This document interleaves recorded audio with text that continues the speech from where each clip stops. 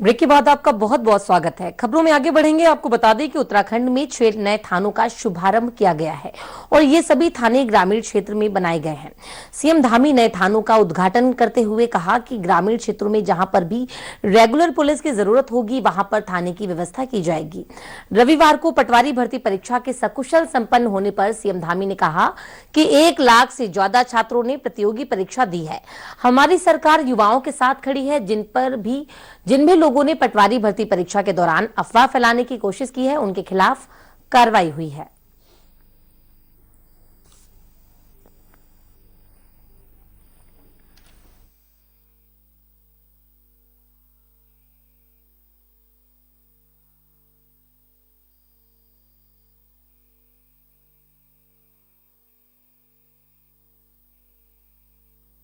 एक लाख 3,000 छात्र छात्राओं ने, हमारे बेटे बेटियों ने, भाई बहनों ने इस परीक्षा में भाग लिया है।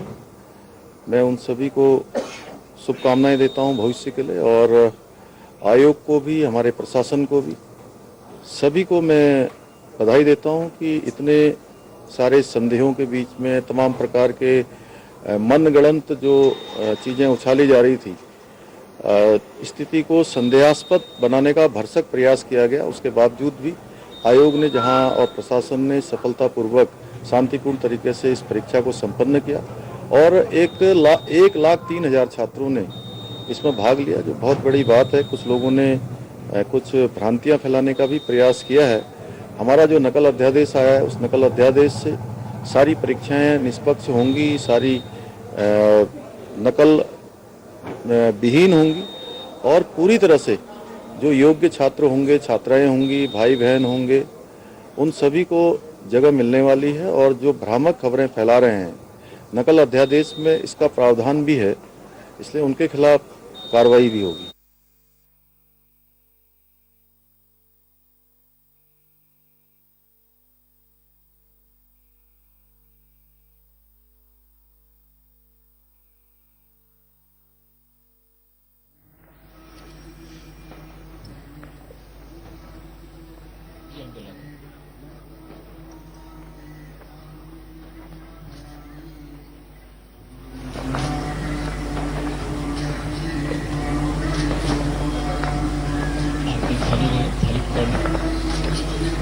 ओम रघ्गो हवे प्रजानानां अस्तु रसावे रघ्गो सर्वगणघ्गो स्वस्थाय आत्मा सानि प्रजा सानि पासु सानि लोका सान्यभाय सानि अग्निः प्रजां बहुलां कारोत्वन्नं आयोरेतो अस्मात् सुरत्ता कर्पूरगौरं करुणावतारं संसारसारं भुजगेन्द्रहारं सदा वसन्तं हृदयारविन्दे भवं भवानी सहितं नमामि।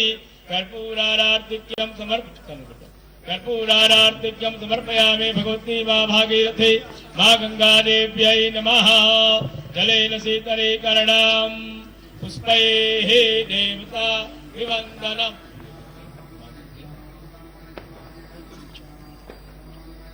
मंत्रपुष्पाञ्जलिः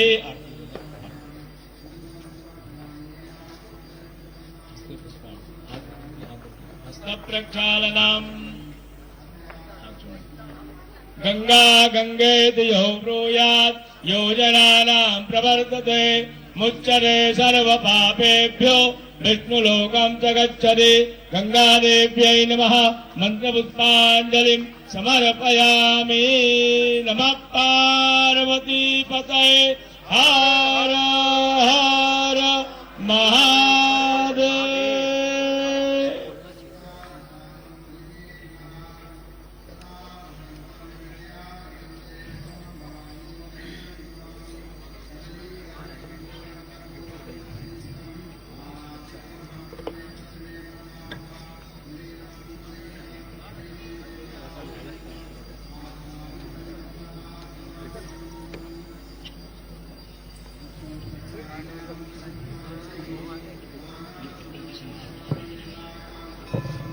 गंगा की भव्य आरती कुछ ही क्षण पश्चात प्रारंभ होने जा रही है।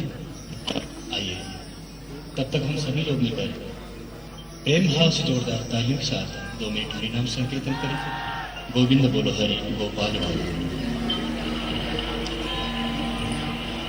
अच्युतम केशवम राम नारायणम अच्युतम केशवम राम नारायणम अच्युतम केशवम राम नारायणम अच्युतम केशवम राम नारायणम कृष्ण दामोदरम वासुदेवम हरिम।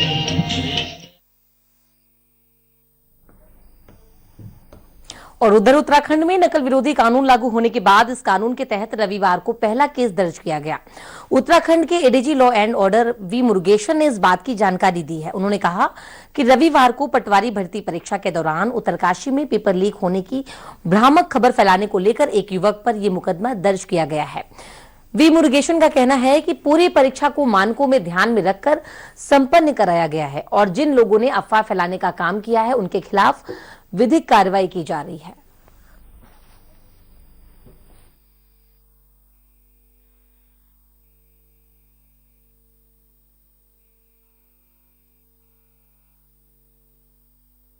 देहरादून में गांधी पार्क में प्रदर्शन अलाउड नहीं है, हाईकोर्ट ने मना किए हुए हैं। उनका एक जगह निर्धारित है, गीता विहार है सासदारा रोड पे, वहां पे आप परमिशन लेके आप शांतिपूर्वक प्रदर्शन धरना दे सकते हैं। बट कहीं और आपने रोड जाम कर दे, आम जनता को परेशानी में डाले, पथराव करें, ये उचित नहीं है। ये आप शांति भंग करते हैं तो फिर उसके खिलाफ आपकी विधिक कार्रवाई की जाएगी। वो भी जो भी एक्ट हमारे कानून की तरफ अधिकार है उसको इस्तेमाल की जाएगी कानून व्यवस्था बनाए रखने में। इसलिए मैं सभी से अनुरोध है, जिसका भी कुछ भी बात है तो आप पीसफुली जहां निर्धारित जगह पे आप धरना दीजिए। आप उसे हट के आपने जनता को, दुकानदारों को पथराव करके आपने रोड जाम वगैरह करेंगे, वो उचित नहीं है, कानून व्यवस्था का नतीजे से उचित नहीं है। उत्तराखंड विधानसभा से बर्खास्त कर्मियों की बहाल की मांग को लेकर पिछले दिनों उत्तराखंड कांग्रेस के अध्यक्ष करण माहरा और पूर्व सीएम हरीश रावत ने विधानसभा अध्यक्ष रितु खंडूड़ी से मुलाकात की थी और इस पर कांग्रेस के वरिष्ठ नेता प्रीतम सिंह ने सफाई देते हुए कहा कि कांग्रेस तो ये मांग कर रही है कि विधानसभा अध्यक्ष दोहरा बर्ताव न करें, या तो बर्खास्त कर्मियों की बहाली हो या फिर 2016 से पहले भर्ती हुए कर्मियों को भी हटाया जाए। कि जो कांग्रेस का एक प्रतिनिधि मंडल जो है विधानसभा अध्यक्ष से मिला, उसका सीधा सीधा मंतव्य है कि विधानसभा में जो भर्तियां हुई हैं उन भर्तियों के परिप्रेक्ष्य में विधानसभा अध्यक्षा जी ने जो समिति का गठन किया, कोटिया कमेटी का गठन किया और उसने जो अपनी रिकमेंडेशन दी है कि 2000 से 2022 तक जो भर्तियां हुई हैं वो अवैधानिक है और जब अवैधानिक भर्ती होती है तो उसको नियमित और तदर्थ नहीं बांटा जाता है। अवैधानिक अवैधानिक होती है। आपके सामने है कि जो भर्ती नियमावली थी उसके विरुद्ध कार्य हुआ, संविधान की धारा 14 और 16 का उल्लंघन किया गया, आरक्षण का उल्लंघन किया गया और एलिजिबिलिटी किस पद के लिए कौन योग्य है उसका भी उल्लंघन किया गया है। तो हम यही कहने गए हैं कि भाई जब आपने जो तदर्थ थे उनको बाहर का रास्ता दिखाने का काम किया है तो जो नियमित हुए हैं वो भी तो अवैधानिक है। 8वीं पास अगर कंप्यूटर सहायक के पद पर कार्यरत होगा तो इस अवैधानिक नियुक्ति को देखते हुए विधानसभा अध्यक्ष जो है तदनुसार कार्य करे, लेकिन दोहरा चरित्र विधानसभा अध्यक्ष का है। इसलिए कांग्रेस कह रही है या तो जो तदर्थ नियुक्ति जिनकी हुई या तो उन्हें भी वापस विधानसभा में लिया जाए और अगर उनको नहीं लिया जाता है तो जो नियमित है उनको भी बाहर का रास्ता दिखाए। उत्तराखंड में बेरोजगारों पर हुए लाठीचार्ज के विरोध में कांग्रेस का धरना प्रदर्शन जारी है। सोमवार को प्रदर्शन का नेतृत्व एनएसयूआई के राष्ट्रीय अध्यक्ष ने किया और इस दौरान प्रीतम सिंह और गणेश गोदियाल भी मौजूद रहे। इस मौके पर कांग्रेस ने राज्य सरकार के खिलाफ जमकर नारेबाजी की और कहा कि धामी सरकार युवाओं के हितों की अनदेखी कर रही है। भर्ती घोटालों की सीबीआई जांच की आखिर सरकार को गुर्दे क्यों हैं? इस्तीफा दो, इस्तीफा दो, इस्तीफा दो। पुलिस प्रशासन मुर्दाबाद।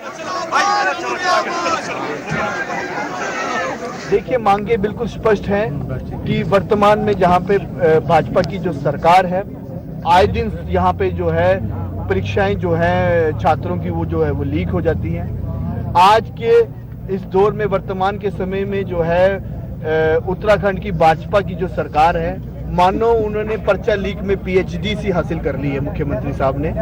मुझे पूरा दावा है कि आने वाले समय में कहीं पर्चा लीक करने में कोई पीएचडी की कोई डीम यूनिवर्सिटी कहीं खुलेगी तो उसके वाइस चांसलर जो हैं वो यहाँ के मुख्यमंत्री रहेंगे। यहाँ पे पर्चा लीक होता है, युवाओं के पास रोजगार नहीं है, वो अपनी आवाज उठाने के लिए यहाँ पे जो है देहरादून में एकत्रित होते हैं और एक सोई हुई सरकार जो सत्ता के गहरे नशे में सोई हुई है उसे जगाने का जब प्रयास करते हैं तो यहाँ के मुख्यमंत्री जो है उनके ऊपर पुलिस की लाठियां बरसाकर जो है उन्हें यहाँ से भेजते हैं। उसी के खिलाफ कांग्रेस पार्टी ने, हमारे माननीय प्रदेश अध्यक्ष जी ने पहले दिन से यह आह्वान किया कि कांग्रेस पार्टी जो है सड़कों पे उतरेगी और इस लाठी चार्ज के खिलाफ भी आवाज उठाएगी और ये बेरोजगारी और रोजगार के ऊपर जो ये सरकार जो है वो जो चर्चा तक नहीं करना चाहती, आए दिन जो है भ्रष्टाचार जो है वो शिक्षा में हो रहा है, पर्चा लीक हो रहा है, उसके ऊपर चर्चा तक नहीं करना चाहती। इस सोई हुई गूंगी बहरी सरकार को जगाने का प्रयास एक एक कांग्रेस पार्टी का कार्यकर्ता और एक एक एनएसयूआई का कार्यकर्ता जो है वो करता रहे। ये आवश्यक है कि इसके खिलाफ हम लोग आवाज उठाएं। आज एनएसयूआई के तत्वाधान में सचिवालय घेराव का कार्यक्रम है, जिसमें हमारे सभी वरिष्ठ नेता, प्रदेश अध्यक्ष करण महाराज जी, भाई प्रीतम सिंह जी, सभी लोग यहाँ पर मौजूद हैं और सरकार को चेतना चाहिए। जहाँ एक और आंदोलनकारी छात्रों पर मुकदमे लगाए जा रहे हैं, वहीं दूसरी ओर जो नकल माफिया है उनको राहत दी जा रही है। ये ऐसे कैसे लोकतांत्रिक व्यवस्था में ये संभव हो पाता है? ये सिर्फ भाजपा की सरकार जानती है। मैं आपको कहना चाहता हूँ, कल पटवारी भर्ती प्रकरण में एक छात्र जो परीक्षा दे रहा था, उसने ये शिकायत की कि जो प्रश्न पत्र उसे मिला वो प्रश्न पत्र उसकी सील टूटी हुई थी। ये शिकायत भर की और उस शिकायत करने वाले के खिलाफ नकल विरोधी कानून के तहत जांच करने लगते हैं। नकल विरोधी कानून के अंतर्गत उस पर मुकदमा दर्ज कर देते हैं और जो नकल माफिया है उसको बेल मिल जाती है। तो कैसे ये सरकार काम कर रही है समझ में नहीं आ रहा है। उत्तराखंड का नौजवान साथी सत्ता में बैठे हुए हुक्मरानों से लगातार इस बात की मांग करता आ रहा है कि प्रदेश के अंदर जो भी परीक्षाएं हो रही हैं, तमाम परीक्षाओं के प्रश्न पत्र जो है लीक हो रहे हैं।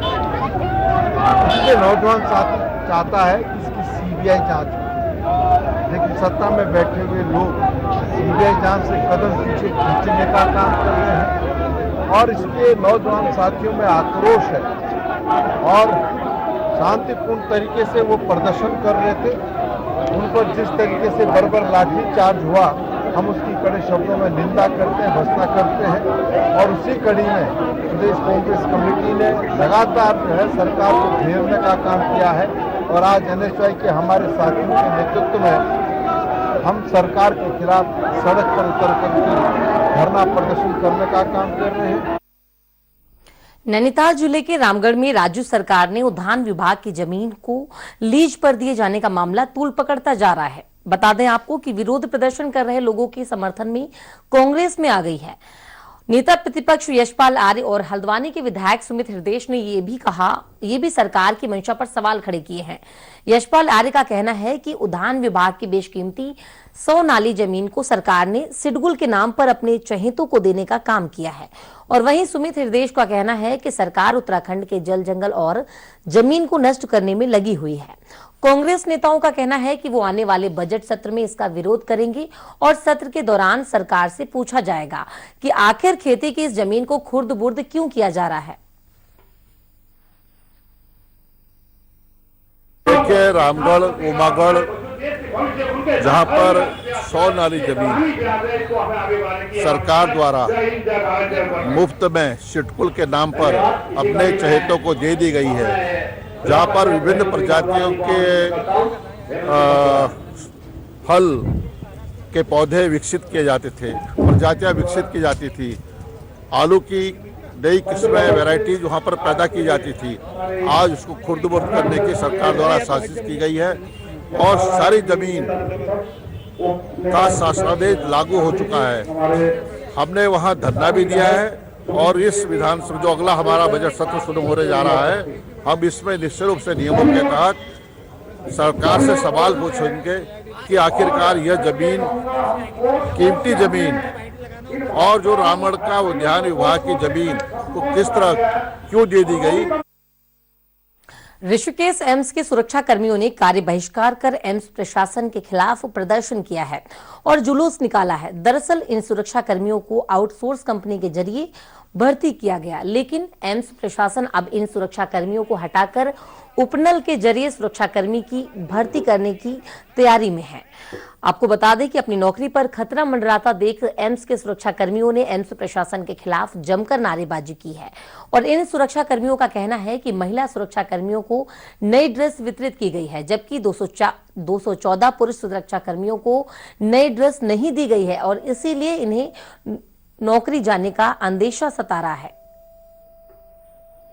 ऋषिकेश में एक डॉक्टर की लापरवाही से आपको बता दें कि इलाज के दौरान एक व्यक्ति की मौत हो गई है, जिसके बाद से परिजनों ने हॉस्पिटल में जमकर हंगामा काट दिया। सूचना मिलने पर हॉस्पिटल पहुंची पुलिस ने लोगों को समझा बुझाकर उन्हें शांत कराया। मृतक के पिता महावीर सिंह राणा ने बताया कि उनके बेटे सचिन को पथरी के इलाज के लिए डॉक्टर कौशल क्लिनिक लाया गया था और 11 फरवरी को पथरी का ऑपरेशन किया गया, जिसके बाद से सचिन की तबीयत लगातार बिगड़ती गई और फिर डॉक्टर कौशल ने उसे इंजेक्शन लगा दिया, जिसके बाद वह बेहोश हो गया। डॉक्टर कौशल ने किडनी में फंक्शन नहीं होने की बात कहकर सचिन को कोहली हॉस्पिटल के लिए रेफर कर दिया, जहां पर डॉक्टरों ने उसे मृत घोषित कर दिया।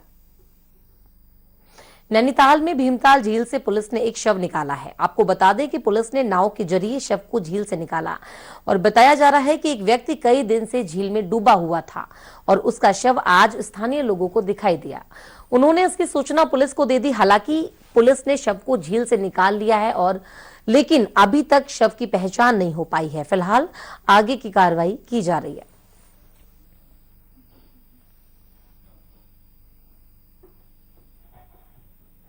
चारधाम यात्रा शुरू होने के कुछ ही महीने बचे हैं और वहीं दूसरी बार रिकॉर्ड तीर्थयात्रियों की संख्या को देखते हुए बद्री केदार समिति नई व्यवस्था शुरू करने की कोशिश में है।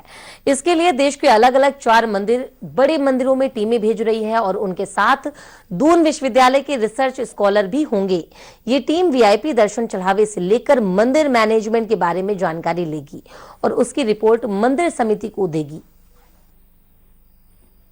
देखिए कि जो बद्रीनाथ केदारनाथ मंदिर समिति है उसके अधीन 46 टेम्पल हमारे पास हैं। तो उन मंदिरों में पूजा व्यवस्थाएं कैसी हो सकती है, दर्शन व्यवस्थाएं कैसे हो सकती है, उनका कुशल प्रबंधन कैसे हो, जैसे फिर इसके अलावा जैसे जो मंदिर में दान चढ़ावा इत्यादि आती है उसकी काउंटिंग का सिस्टम क्या हो, इसके अध्ययन के लिए हमने निर्णय लिया है कि जो देश के 4-5 प्रमुख बड़े मंदिर हैं जहाँ पर लोग जिनकी व्यवस्थाओं के लोग और प्रबंधन के लोग चर्चा करते हैं, उन मंदिरों में हमने एक टीम भेजने का निर्णय लिया है और उसमें हमारे जो उपाध्यक्ष हैं, मुख्य कार्याधिकारी हैं, सदस्य हैं, इनके साथ में दून विश्वविद्यालय से हमने अनुरोध किया था कि कुछ हमको रिसर्च स्कॉलर जो अच्छे इस सारी चीजों का अध्ययन कर सके, इन पर रिपोर्ट तैयार कर सके। तो प्रत्येक टीम के साथ एक रिसर्च स्कॉलर हम उसमें सम्मिलित कर रहे हैं और इन टीमों को हम भेज रहे हैं मंदिरों के अध्ययन के लिए और उसमें वहां पर जो भी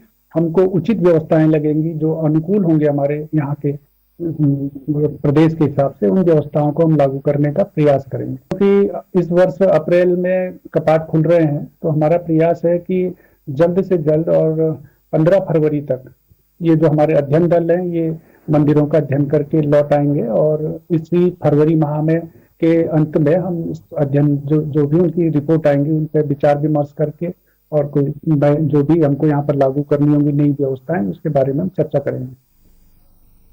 उत्तरकाशी में गंगानी में 5 दिवसीय गंगानी महोत्सव का शुभारंभ हो गया है। मेले का शुभारंभ बाबा बौखनाग और भगवती की डोली के सानिध्य में यमुनोत्री के पूर्व विधायक केदार सिंह रावत और जिला पंचायत अध्यक्ष दीपक बिजलवान ने किया है। इस मौके पर केदार सिंह रावत ने कहा कि मेले सदियों से हमारी पौराणिक मान्यताओं के प्रतीक है। जिला पंचायत अध्यक्ष दीपक बिजलवाड़ ने कहा कि ये स्थल प्रयाग के रूप में प्रसिद्ध है और इसीलिए मेलों का भव्यता से मनाया जाता है। इस दौरान कस्तूरबा गांधी विद्यालय के छात्र छात्राओं ने रंगारंग कार्यक्रम भी प्रस्तुति की है। उत्तराखंड में फिलहाल मौसम में किसी तरह का कोई परिवर्तन नहीं होने वाला है, लेकिन 18 तारीख के बाद ऊंचाई वाले इलाकों में बारिश और बर्फबारी हो सकती है। मैदानी क्षेत्रों में आने वाले दिनों में तापमान में वृद्धि के आसार हैं।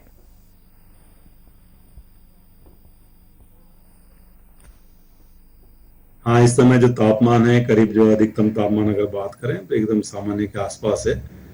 न्यूनतम तापमान थोड़े सामान्य से कम है, 2 डिग्री तक, 1 डिग्री तक, या कहीं पे 3 डिग्री भी है। तो 2 से 3 दिन जो है जो तापमान है सामान्य से ये जो है मतलब जो पास्ट 24 आवर्स का 2 to 3 डिग्री कम है। बाकी अधिकतम तापमान जैसे मैंने बोला सामान्य पे। अब आज से देखेंगे तो आज से थोड़ा जो तापमान है मैं कहूंगा कि जो न्यूनतम तापमान है थोड़े बढ़ने शुरू हो जाएंगे। कल से आप देखेंगे कि ये सामान्य है उससे भी 1 आध डिग्री ऊपर तक आने शुरू हो जाएंगे। और जो अधिकतम तापमान तो आज भी मैं समझता हूँ करीब वो जो है सामान्य के आसपास ही रहेंगे, लेकिन कल परसों सबसे थोड़ी उसमें वृद्धि शुरू हो जाएगी। और इसमें जो तेजी से वृद्धि होगी तापमान में अगर मैं कहूँ तो 16 तारीख से जो है जो तापमान है अधिकतम तापमान है वो तेजी से बढ़ेंगे और 18-19 में आप देखेंगे कि काफी जो है सामान्य से ऊपर आ जाएंगे। जहां तक बारिश की बात है तो अभी 18 तक तो कुछ एक्टिविटी है नहीं, लेकिन जब आप 19 या 20 तारीख में जाएंगे तो थोड़ा एक पश्चिमी विक्षोभ निकल रहा है, तो उससे जो अंदर के हमारे डिस्ट्रिक्ट से उत्तरकाशी, चमोली या पिथौरागढ़ उनमें कुछ एक्टिविटी मिलने की संभावना उस समय हल्की जो बारिश है या बर्फबारी हायर रीचेज में, तो उसकी संभावना 19-20 में आप कह सकते हैं कि थोड़ी बहुत है। फिलहाल बुलेटिन में अभी बस इतना ही। बने रहिए सारा समय के साथ और मुझे दीजिए इजाजत। सहारा प्रणाम।